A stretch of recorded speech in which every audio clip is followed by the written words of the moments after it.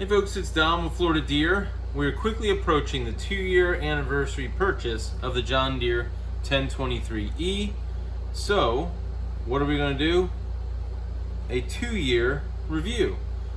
So you might be asking, well, what is going to be on this 2-year review? Well, we're going to go over some minor issues we've had, some potential upgrades that are coming up that'll be featured on the Florida Deere YouTube channel, and also obviously the things I've liked or the things I've noticed over the last year that might be in addition to what I had on the 1-year review as well.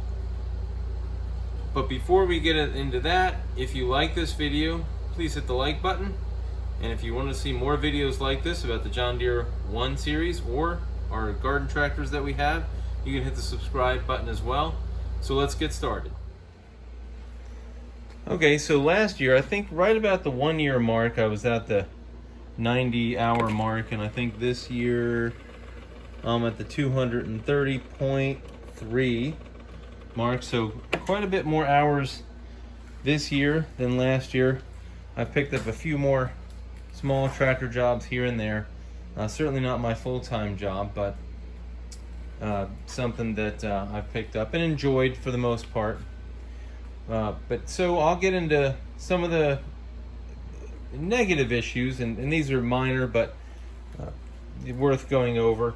So last year I did take the tractor in to get the what I call the yellow line. You know, it's the bottom one right here, and the coupler male end had to be replaced on the loader.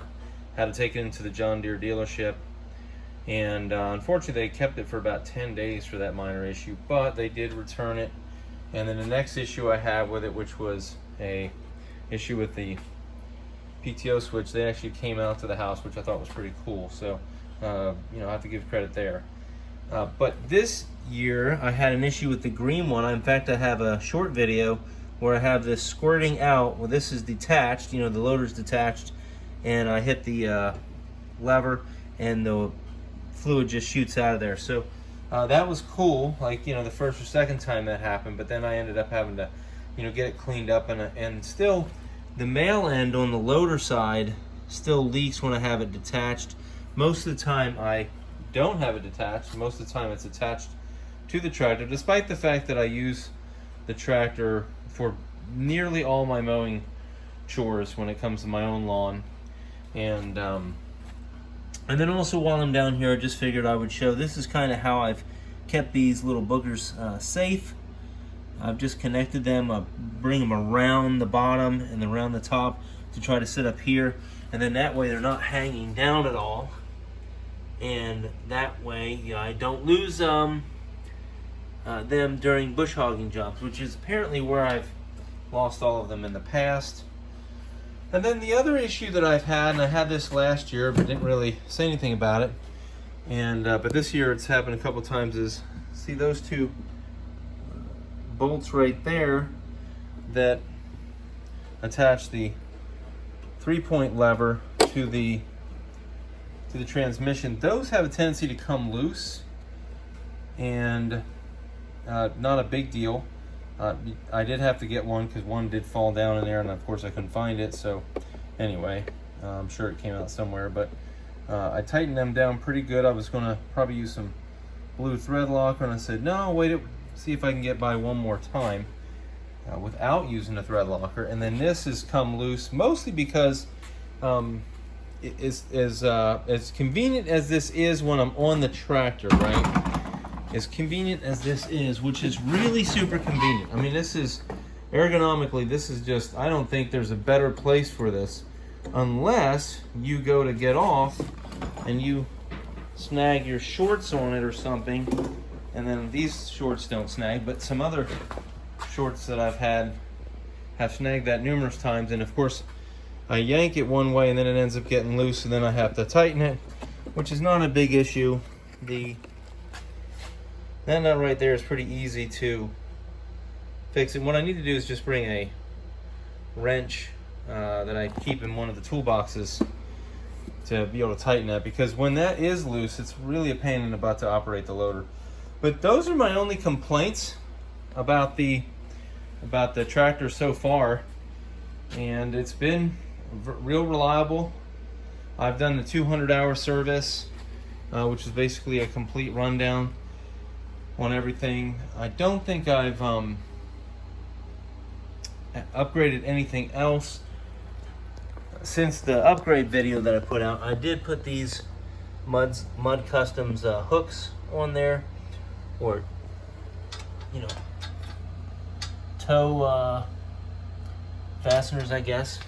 I had, on my upgrade video, I had put these on there, but I hadn't done the rear of the tractor, and I wanted to do the rear of the tractor. And you might wonder, like, well, if I had those, which have front and rear attach points, why would I put ones on the back? And the answer is pretty simple. Depending on which attachment I have on there, sometimes it's better to use the front ones, sometimes it's better to use the rear ones. I prefer to use the rear ones just because there's a couple different points on the tractor to use.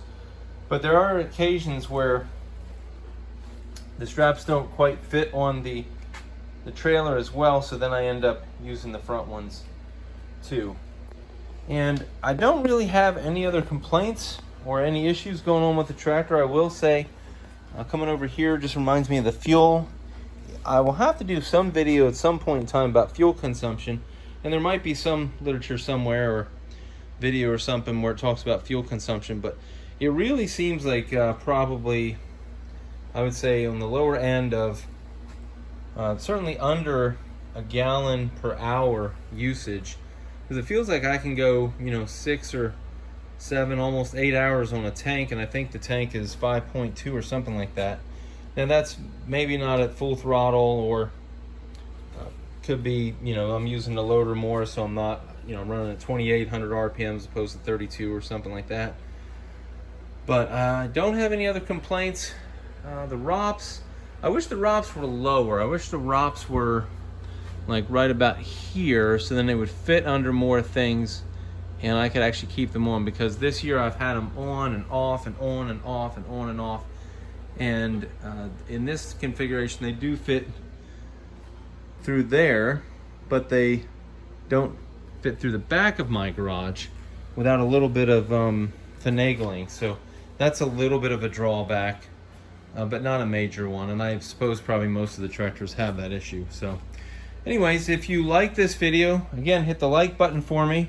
And if you wanted to see more videos about John Deere 1 Series tractors or their smaller brothers, like these 2140s or this 322, you can hit the subscribe button in your upper upper left hand corner. And there's a couple other videos coming up too, and I guess I really need to jump on some of these tractors. All these tractors don't need but a few extra things done to them to get them in working order, and I just have been farting around with different things. So anyway, thanks for watching.